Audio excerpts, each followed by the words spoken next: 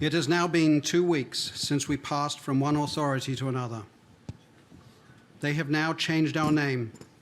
Instead of being the ghetto, we are called Concentration Camp Number 4, Kovna.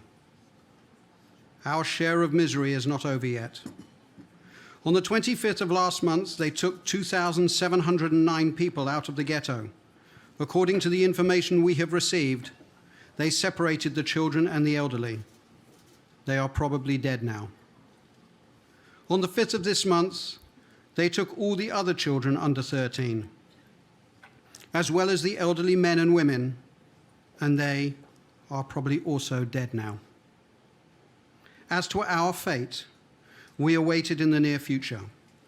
These lines, together with other documents, I am putting in a safe place, and I pray that they may reach your hands one day. I close my eyes and see you both standing before me. I embrace and kiss you both, and I say to you again that until my last breath, I remain your loving father. Good afternoon. My name is Scott Saunders, and I'm chairman of March of the Living UK. This was the last known letter of Dr. Elkesh to his son and daughter who were living here on November the 11th, 1943. The letter was given to his wife after the war in Israel. Dr. Elkanan Elkesh did not survive. The Holocaust is not about a number. It is about each individual. It is about 6 million individual stories, indeed more. Each person was a mother, a father, a son, a daughter, a brother or a sister, each with their lives in front of them, with ambition, hopes, and dreams. In just under 4 weeks, a delegation of 260 participants from the UK will join about 2,000 people in Poland on the International March of the Living. This will be the first time we will come together since 2019. The UK delegation will be joined by 7 survivors. We will be traveling around the country visiting their birthplaces, where they were imprisoned, and places where their families were perished. On the last day of the program, we will march together out of the gates of Auschwitz. It will be a gathering that will be somber, as our lessons are from the past. Yet, here in the present, we are acutely aware of the situation across the border in the Ukraine. The place names are, of course, familiar, and the needs of the displaced and to help our neighbor is one of those lessons from the past. My own inspiration for starting March of the Living UK originated from listening to the story of Chiene Sugihara back in 1993 in Tokyo.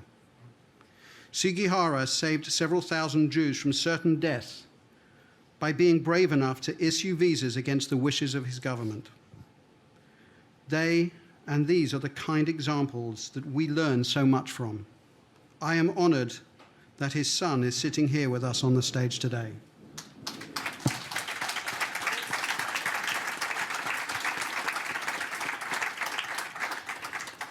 As we look to pass the torch of memory and we maintain the universal message that never must mean never, our survivors, each one a hero, yet I must point out, none of them asked to be a hero.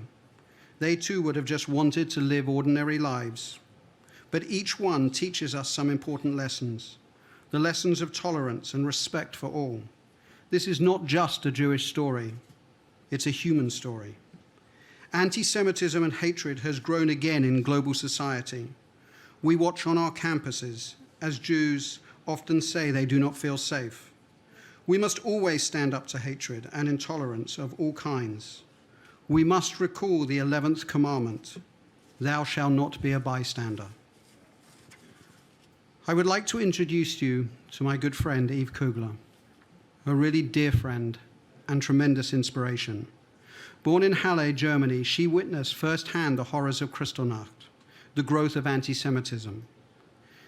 She has traveled with the March of the Living UK delegation on almost every journey we've taken since 2010. And as a part of this journey has been involved in the education of more than 2,500 people. I would like you all to welcome Eve to the stage.